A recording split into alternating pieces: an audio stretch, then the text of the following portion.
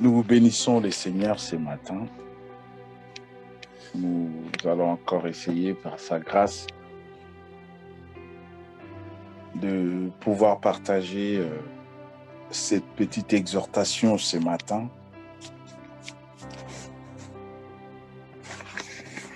Merci pour le temps que vous nous accordez pour écouter ce message. Que les Seigneurs vous bénissent dans vos maisons, dans vos occupations, dans tout ce qui vous concerne. Ce matin, nous voyons encore pour pouvoir partager cette pensée que le Seigneur a déposée dans mon cœur. Et en parlant ce matin, je voudrais faire référence à une série de messages que notre frère est en train de nous dispenser ces derniers temps.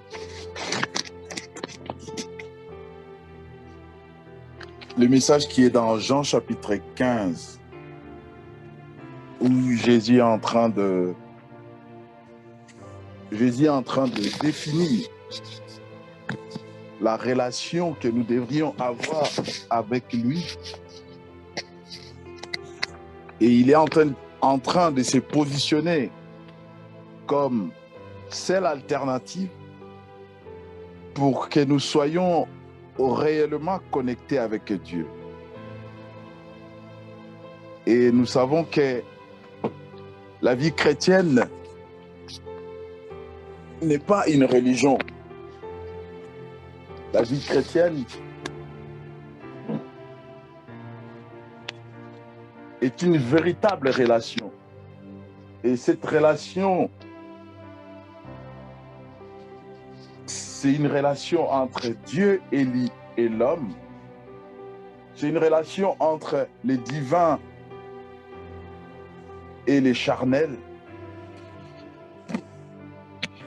Et lorsque nous arrivons à comprendre ces choses, bien aimés, il y a certaines choses que nous devrions prendre en compte, surtout des fois prendre des décisions qui s'imposent. Dans Jean chapitre 15, lorsque les frères parlaient, Jésus est en train de personnifier cette métaphore. Il dit, moi je suis le vrai cep. Mon père est les vignerons. Il ne parle pas de quelqu'un d'autre. Il pouvait commencer, mon père est les vignerons et moi je suis le vrai cep. Jésus se présente, il dit, là c'est moi.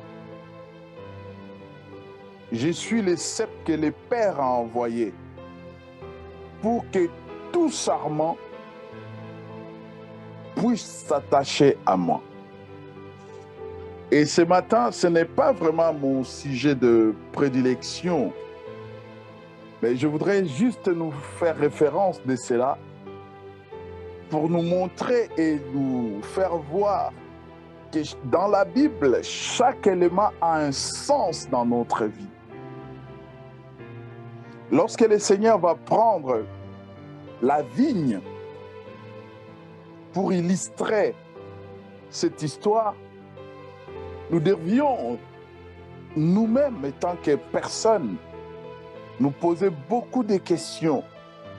Pourquoi il n'a pas pris telle ou telle chose? Pourquoi il est allé? Pourquoi? Et de là, nous verrons que Dieu prend des éléments simples de la nature pour nous amener à comprendre réellement qu'est-ce qu'il est, qu'est-ce qu'il veut et qu'est-ce qu'il attend de nous.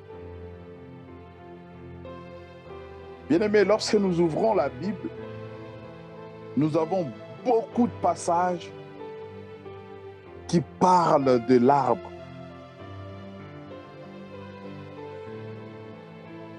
Dans Genèse, Dieu a créé les arbres, mais il y a des arbres qui attirent notre attention dans Genèse, dans la création. Il y a l'arbre de la connaissance du bien et du mal, et il y a l'arbre de la vie. Et dans Apocalypse,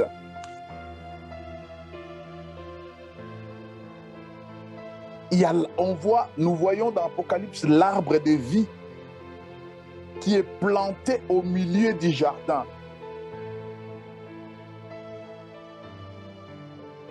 Et les disciples, ceux qui seront sauvés, en mangeront le fruit.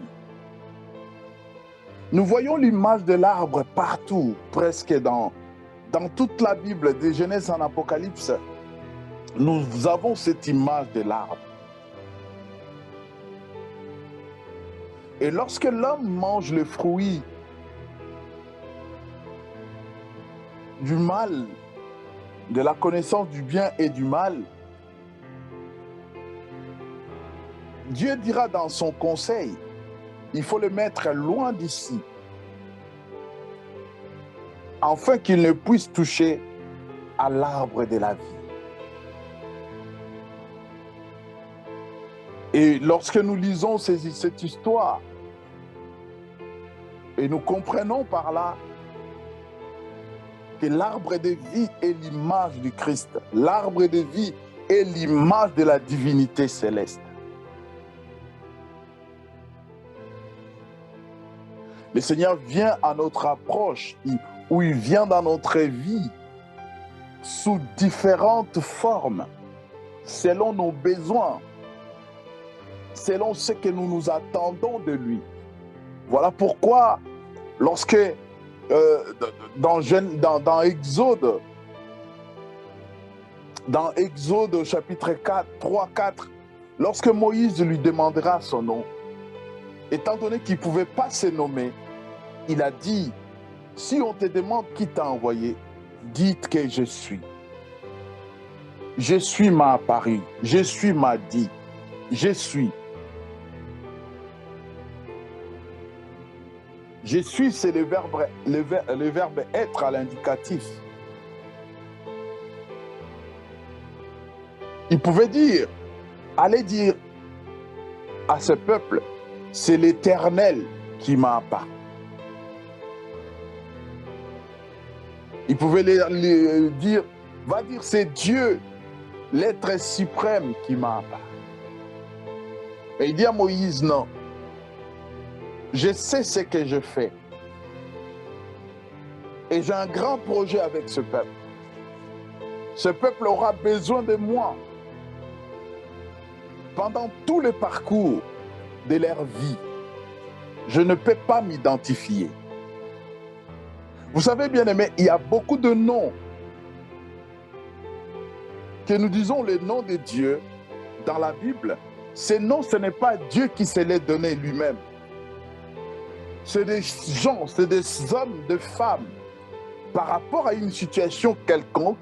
Et quand ils sont sortis de cela, quand ils ont vu la main de Dieu, la manifestation de Dieu, c'est en cela qu'ils ont qualifié Dieu par rapport à la solution, par rapport au secours apporté. Dieu n'a jamais dit à Moïse, va dire à Abraham que je suis Jéhovah Nissi. Abraham l'a appelé Nissi quand il a vu la provision de Dieu, alors qu'il est monté avec Isaac, sans d'autres animaux. Mais il a trouvé un brebis. Il a trouvé un bélier, préparé, ligoté, prêt à être sacrifié. Et c'est à ce moment-là qu'Abraham, par la foi, prophétiquement, il a dit à la montagne, l'Éternel pourvoira. Chers bien-aimés, parlant de cela, je voudrais dire à quelqu'un, lorsque nous sommes dans la foi, lorsque tu es un homme ou une femme de foi, dis-toi, il y a certaines choses qui pourront sortir de ta bouche d'une manière prophétique, sans que tu puisses les contrôler, sans que tu ne puisses te rendre compte que ce que je suis en train de dire, c'est des choses qui vont arriver.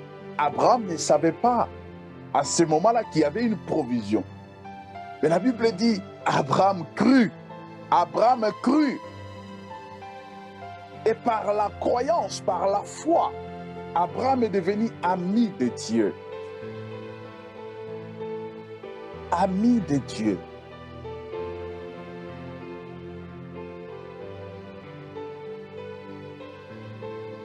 Et lorsque le peuple d'Israël s'est assis, après qu'ils ont reçu les 10 commandements, l'Éternel leur a dit, tu ne citeras pas le nom de l'Éternel, ton Dieu, en vain. C'est là où Israël, par crainte de citer le nom de l'Éternel en vain, c'est là où ils l'ont appelé Adonai. C'est juste pour identifier cet être puissant, cet être redoutable, mais aimant à une dimension qu'on ne peut le dire. Et voilà, chers bien-aimés, je voudrais ce matin, je disais, faire une corrélation entre ce que le frère nous a dit dernièrement et une petite exhortation que le Seigneur a mis dans mon cœur. Nous allons dans les livres des évangiles de Luc. Nous sommes dans Luc 19. L'histoire est tellement connue, je ne sais pas s'il faudrait que je fasse la lecture. Luc 19, à partir du premier verset. Je vais lire peut-être jusqu'au verset 10, mais j'en parlerai juste un tout petit peu. Je fais la lecture. Jésus entra dans Jéricho et traversa la ville. Alors, un homme du nom de Zachée, qui était chef des péagers et qui était riche, cherchait à voir qui était Jésus. Mais il ne le pouvait pas à cause de la foule, car il était petit de taille. Il courut en avant et monta sur un sycomore pour le voir, parce qu'il devait passer par là. Lorsque Jésus fit arriver à cet endroit, il leva les yeux et lui dit, « Zachée, hâte-toi de descendre, car il faut que je demeure aujourd'hui dans ta maison. » Zachée s'est hâta de descendre et le reçut avec joie. À cette vue, tous murmurèrent et disaient, il est allé loger chez un homme de pécheurs. Mais Zachée, debout devant le Seigneur, lui dit, voici, Seigneur, je donne aux pauvres la moitié de mes biens. Et si je fais tort de quelque chose à quelqu'un, je lui rends le quadruple. Jésus lui dit, aujourd'hui, le salut est venu pour cette maison. Parce que celui-ci est aussi un fils d'Abraham. Car le Fils de Dieu est venu chercher et sauver ce qui était perdu. Oui, chers bien-aimés, aujourd'hui, il y a une action où il y a quelque chose qui a attiré mon attention, je le disais, par rapport aux enseignements que le frère Satel nous a donnés dans la semaine, parlant de l'arbre, parlant de la vigne. Et lorsque nous lisons la Bible, je voudrais souligner ça aussi, lorsque nous lisons la parole de Dieu, nous avons cette image de Dieu dans la Bible comme les vignerons. Et Israël est prise comme la vigne du Seigneur. Et Jésus lui-même, il vient comme le vin nouveau. Et lorsque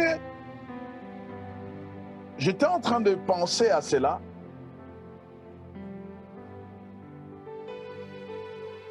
je me suis dit, nous avons intérêt à comprendre certaines choses. Et lorsque Dieu nous parle, il nous parle pour un but. Dieu ne veut pas nous perdre. Il n'a aucunement l'intention de nous perdre, même une seconde.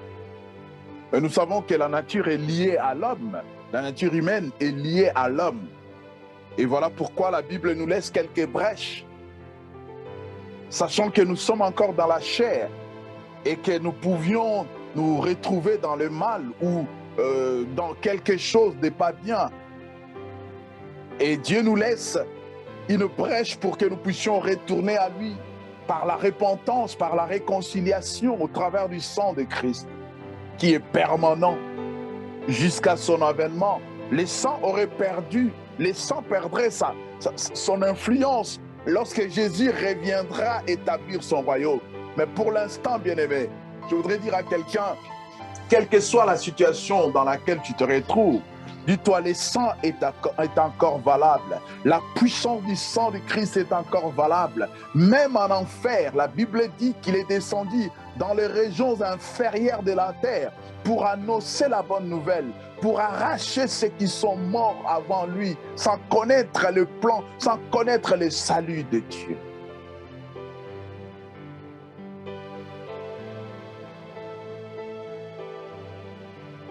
Laissez-moi nous dire une chose.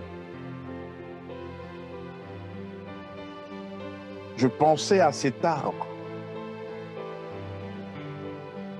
Dans Jean 15, Jésus dit, mon Père est le vigneron, et moi je suis le vrai cep. Il nous demande de nous attacher à lui, afin que nous produisions le fruit et les fruits dignes de Dieu, les fruits dignes d'enfants de Dieu.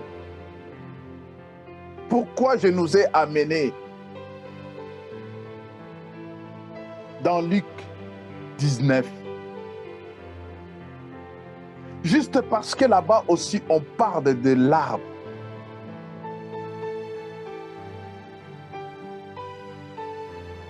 Pourquoi le Seigneur prend l'image de l'arbre?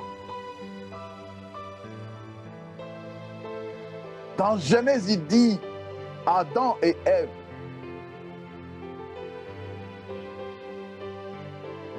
Vous ne toucherez pas à l'arbre de la vie, à l'arbre de la connaissance du bien et du mal.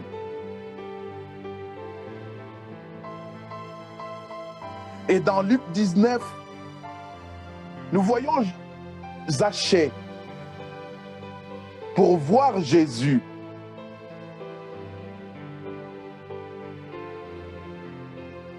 Zachée ne va pas chercher à monter dans une maison à étage. Il ne va pas chercher à être sur un balcon. Il va aller chercher un arbre. Cet arbre, c'est un sycomore. Chers bien-aimés, lorsque nous lisons cet homme, Zachée avait plusieurs défauts. Zachée, aujourd'hui, dans une certaine mesure, pour ne pas prendre l'exemple de mon pays, Zachée, aujourd'hui, c'est comme il se retrouverait comme un Ukrainien dans les zones où l'armée russe a occupé. Il se trouverait comme un Ukrainien qui fait payer aux Ukrainiens les impôts des occupants. Et Zachée était dans cette configuration. C'était comme un collaborateur, un général patin.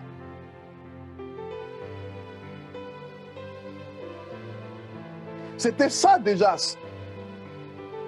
le premier obstacle. Et le deuxième obstacle, il était petit. Le troisième obstacle, dans sa petitesse, il ne pouvait pas voir Jésus.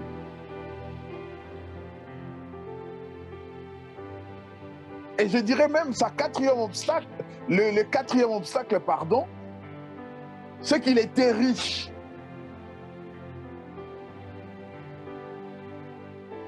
Il était riche. Et à l'époque de Jésus, même à notre époque, les riches sont des notables. Les riches ont un rang un peu élevé dans la société. Voir un riche grimper sur un arbre pour essayer de voir Jésus, même dans notre temps, ça serait ridicule. Mais Zaché va se chercher par tous les moyens pour voir Jésus. Bien-aimé, ma petite exhortation de ce matin, je voudrais vraiment être bref et précis pour nous dire comme quoi, quand on veut quelque chose, il faut oublier ses incapacités, ses défauts, ses limites et tout obstacle.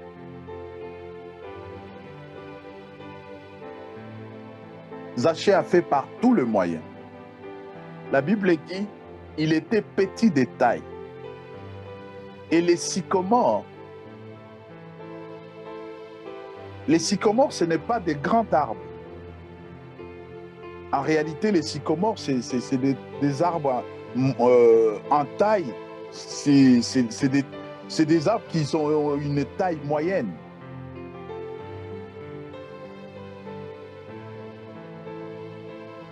Je ne sais pas comment cet homme il a fait,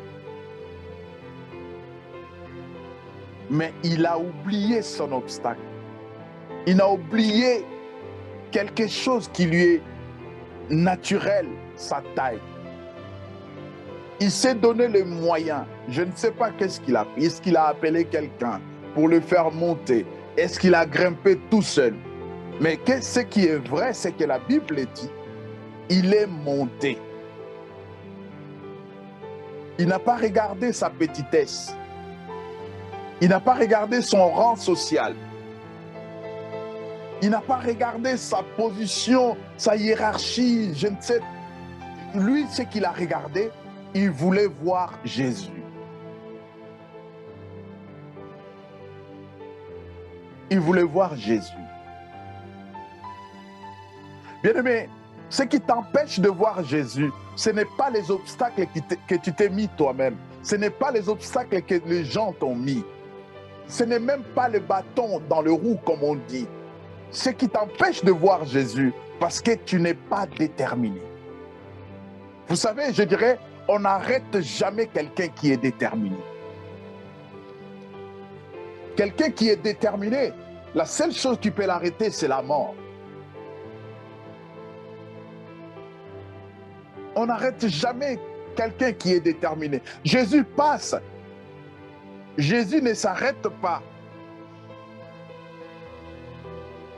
Sa destination, ce n'est pas ses Zaché. Sa destination, c'est Jéricho.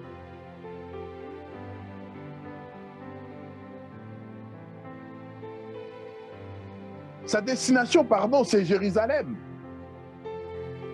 Sa destination, ce n'est pas Jéricho. Lisez, vous verrez. Il rentre dans Jéricho, il traverse, il ne s'arrête pas. Sa destination, c'est Jérusalem. Parce que là, Jésus est en train d'aller pour être sacrifié.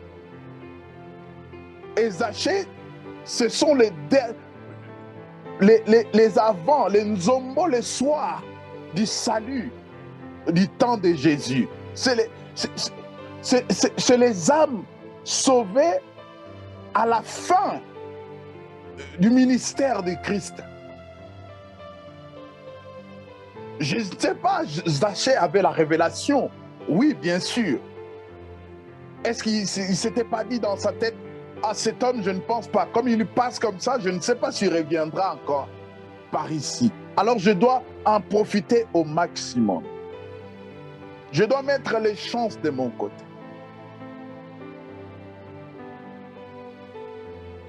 Et Zachée a mis la balance, il a fait peser la balance à sa faveur. Bien-aimés, croyez-moi,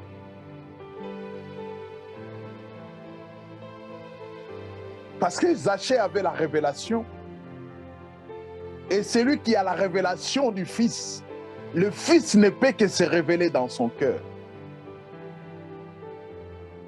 Nous venons dans le Seigneur, nous servons le Seigneur, nous cherchons le Seigneur, comme si tout était acquis.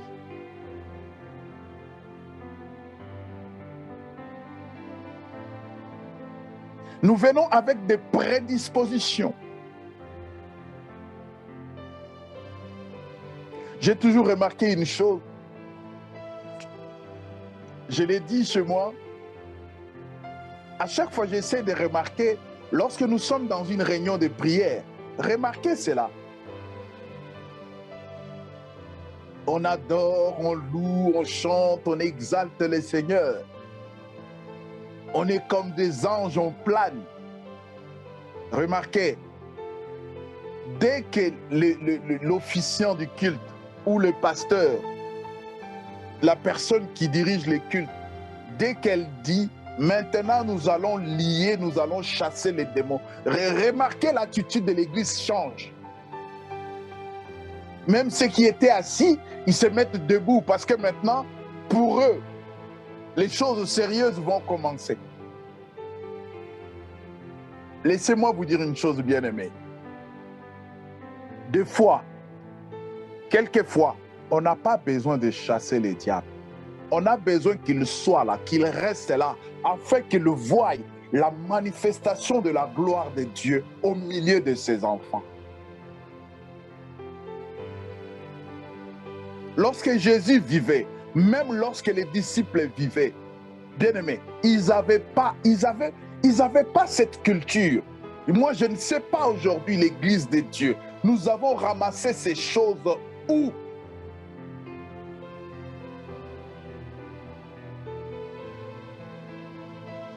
Paul, il arrive quelque part. Il fait un foyer. Et que pendant qu'il était là, la Bible dit un serpent est sorti de ce foyer et l'a mordu. Et la Bible dit une chose. Il a secoué sa main. Il a secoué. Il n'a pas envoyé le feu. Il n'a pas lié. Il n'a pas enchaîné. Il n'a pas envoyé retour à l'expéditeur, ni aux enfers. Il a secoué juste ça. Il a secoué. Paul pouvait, avant de faire ce foyer, il pouvait lier, il pouvait envoyer le feu, il pouvait tout faire. Bien aimé, il y a certaines choses que le Seigneur permet dans nos vies pour que les diables, pour que le monde de ténèbres voie qu'il est notre Dieu. Il les permet.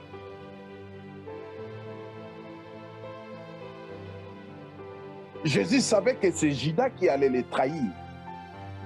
Mais il ne l'a pas chassé. Des fois, le Seigneur permet que nous puissions marcher avec notre Judas pour nous faire entrer dans notre destinée. Pour accomplir ses promesses en nous, il faudrait que Judas soit là.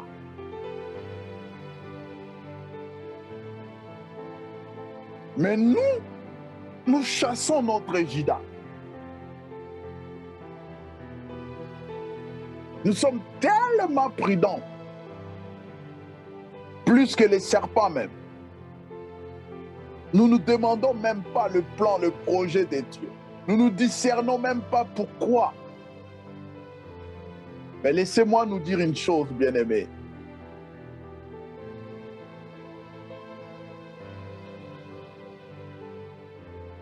Lorsque Jésus croise Zachée, ce n'est pas comme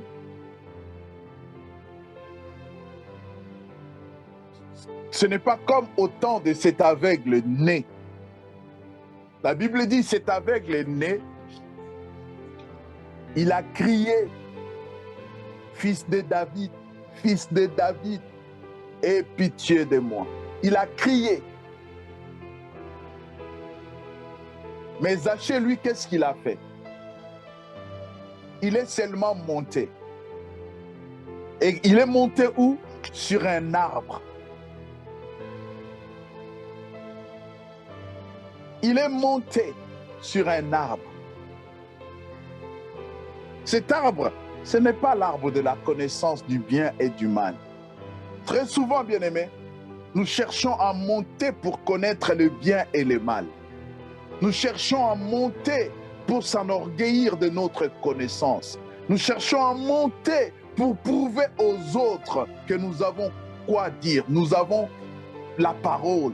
Nous montons non pas pour voir et que la grâce du Seigneur se tourne vers nous, mais nous montons avec des intentions, avec des a priori, avec des choses mauvaises.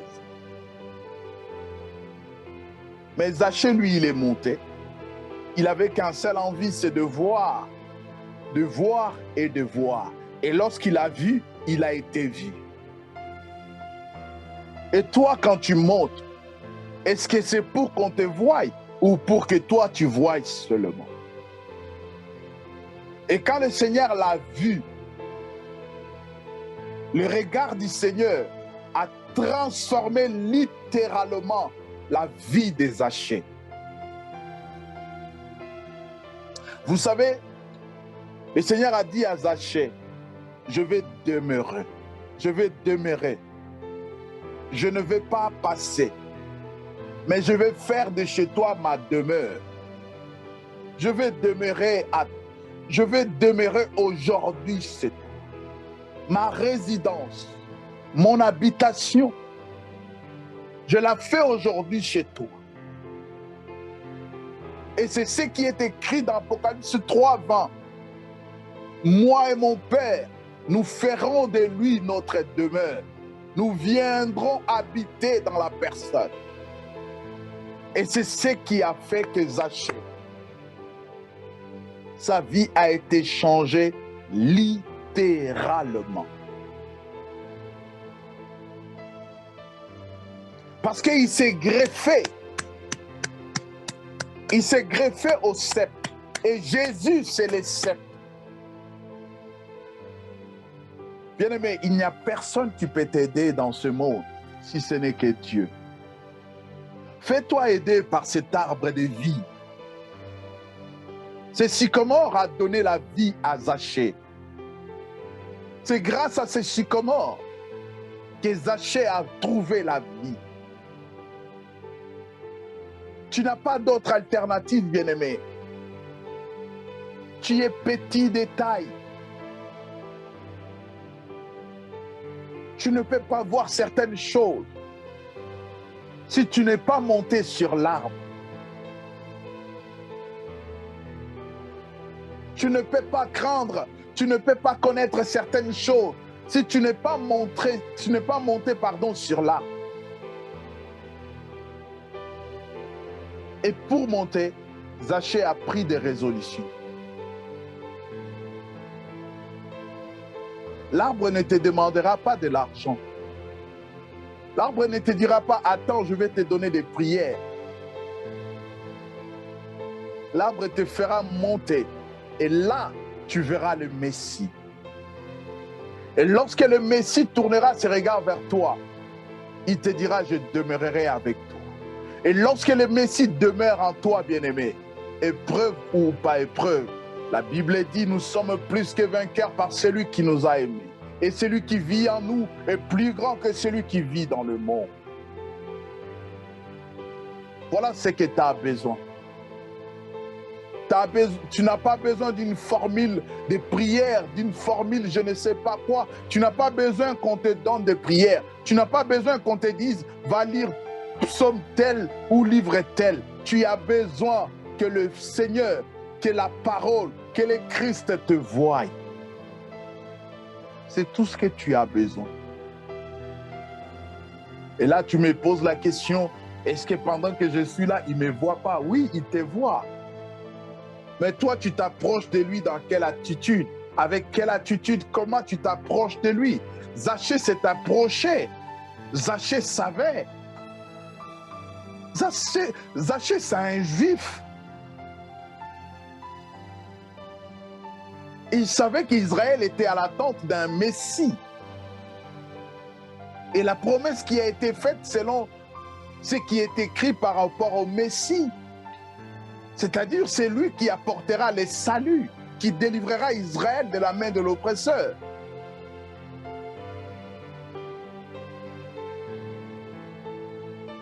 Et Zachée voulait voir ce salut. Est-ce que toi, quand tu t'approches du Seigneur, tu as cette révélation que le Seigneur n'est pas venu pour se pavaner sur la terre, il est venu pour sauver l'humanité de son péché?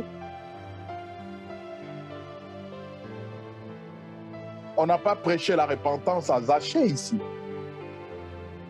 Zachée a pris conscience que la personne que je rencontrais, ce n'est pas un voleur. La personne que je rencontrais, ce n'est pas un malhonnête.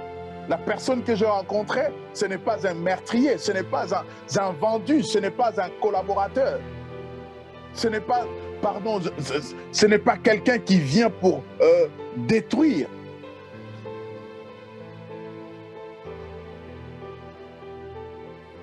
Il a compris. Si cette personne entre chez moi, je dois me débarrasser de tout ce qui est illégal. Je dois me séparer de tout ce qui n'est pas bien. On ne lui a pas prêché la confession. On ne lui a pas prêché la réparation. Il a fait en conséquence du message qu'il avait reçu chez lui. Oh bien-aimé, tu ne peux pas avoir Christ en toi et demeurer dans le mal comme si rien n'était. Tu ne peux pas avoir Christ en toi et vivre dans les péchés à fond. Tu ne peux pas. La lumière et les ténèbres ne marchent pas ensemble. La lumière finit par éclairer les ténèbres. Le bien et le mal ne collaborent pas. Le bien finit toujours par vaincre le mal. Et toi, comment tu fais pour associer la lumière et les ténèbres? Comment tu fais pour mettre ensemble le bien et le mal? Comment tu fais pour marcher dans la haine et dans l'amour en même temps? Comment tu fais? Comment tu fais pour marcher dans le désordre et dans l'ordre en même temps?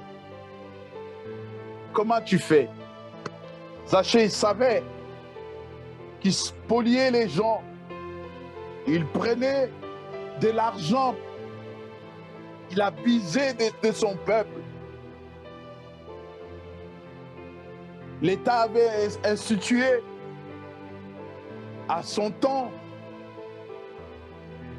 10 francs par personne, mais Zachée prenait 30, prenait 40. Mais lorsque la vérité est entrée en lui,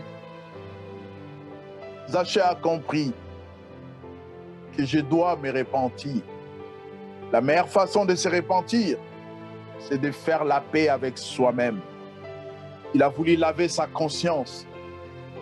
Il a voulu se libérer de la charge du péché. Et il a commencé à prendre des résolutions. Et à ce moment-là, le salut est entré dans sa maison. Il s'est greffé au sceptre. Et lorsqu'il s'est greffé au sceptre, la fève est montée en lui. Et la fève a fait qu'il a pris des décisions qui s'imposent. Il a pris des décisions qui s'imposent.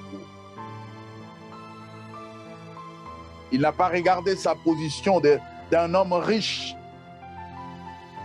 Il n'a pas regardé qu'il était un obstacle. Il était en conflit avec son peuple. Je pense qu'il s'est dit, la vie ou la mort, mais je vais le voir. Là, Jésus est en train d'aller à Jérusalem. D'ailleurs, si vous lisez les chapitres qui suivent, c'est là où il va annoncer sa mort et sa résurrection. Il va pour entrer à Jérusalem. Il va pour être sacrifié. Il va pour mourir. Et Zachée saisit l'occasion. Il dit, non, non, non, non, non, non. La Bible dit, lorsque vous entendez sa voix, n'endurcissez pas votre cœur. Et Zachée s'est ouvert. Beaucoup, bien-aimés. Ces jours-là sont venus voir Jésus comme quelqu'un qui fait des miracles, comme quelqu'un qui multiplie les pains, quelqu'un qui change l'eau en vin, quelqu'un qui guérit des malades, quelqu'un devant qui les démons fuient. Mais Zachée n'est pas venu dans cette attitude. Zachée voulait voir le Messie. Oh bien-aimé, laisse-moi te dire une chose. Lorsque tu as des pensées pures, dis-toi, bien-aimé, tes pensées vont rencontrer l'attente de Dieu. Tes pensées vont rencontrer les pensées de Dieu. Tes pensées vont rencontrer l'exaucement de Dieu. Tes pensées vont rencontrer le projet de Dieu. Zachée n'a pas prié. On ne lui a même pas imposé les mains. Mais avec nous, bien-aimés, qu'est-ce qu'on ne fait pas? Qu'est-ce qu'on ne fait pas? On entre d'une réunion comme on est venu et on sort. On rentre d'une réunion vide, on sort vite. Et des fois même, on rentre vite, mais on sort avec des péchés, avec la haine, avec l'animosité. Mais on vient de sortir d'une réunion, soi-disant des prières.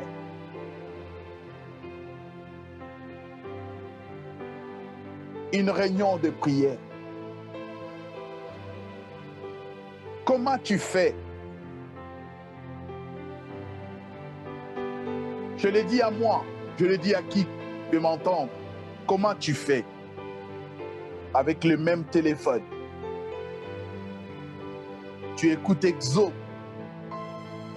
Tu écoutes la musique chrétienne avec le même téléphone. Tu écoutes la musique dite mondaine avec le même téléphone. Tu écoutes des prédications avec le même téléphone. Tu écoutes la haine qui est diffusée sur les réseaux sociaux. Et d'une même source peut sortir de l'eau douce et de l'eau amère. Ça, c'est ce que la Bible dit.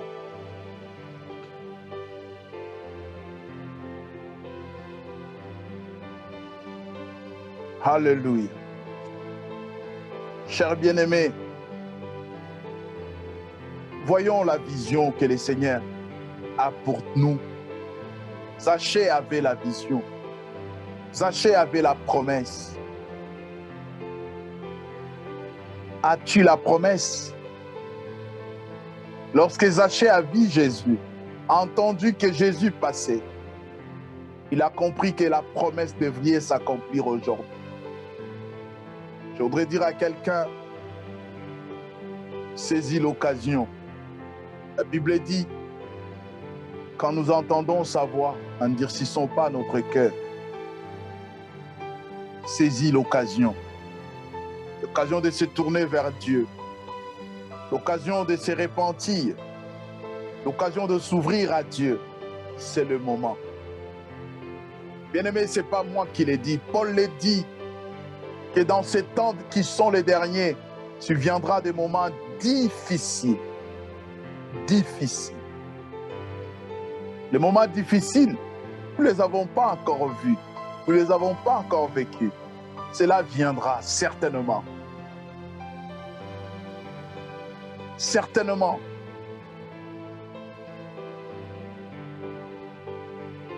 Mais par quel moyen? Avec qui tu vas passer ces moments? Zachée a été traité de tout le monde.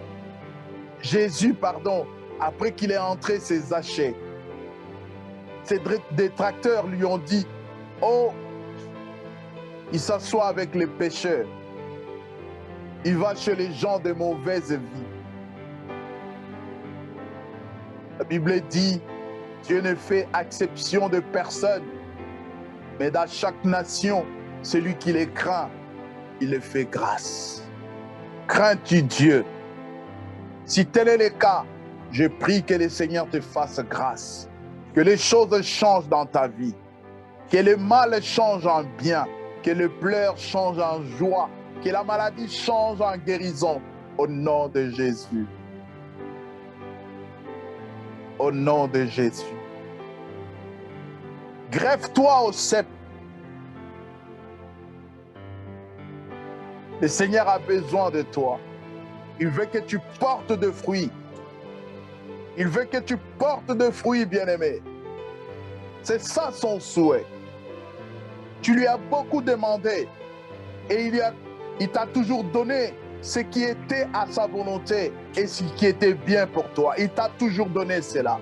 Mais il te demande une chose, que tu portes de fruits. Ne sois pas stérile, ne sois pas vide. Porte de fruits. Va et porte de fruits, parce que tu es greffé au cep et le vigneron t'arrose, tu mondes. Il fait de son travail encore ce matin. Il est en train de mettre des engrais afin que tu portes de fruits. C'est ça le souci de Dieu, que ses enfants portent de fruits. Ne sois pas stérile. Dans tous les domaines de ta vie, porte le fruit. Porte le fruit. Je ne sais pas si Zachée a continué dans son travail. Je ne sais pas s'il a abandonné, mais il a porté les fruits. Les gens ont vu sa vie changer. Certaines personnes ont même oublié que Zachée les avait spoliés. Mais il est allé pour les rendre le plus de ce qu'il avait pris.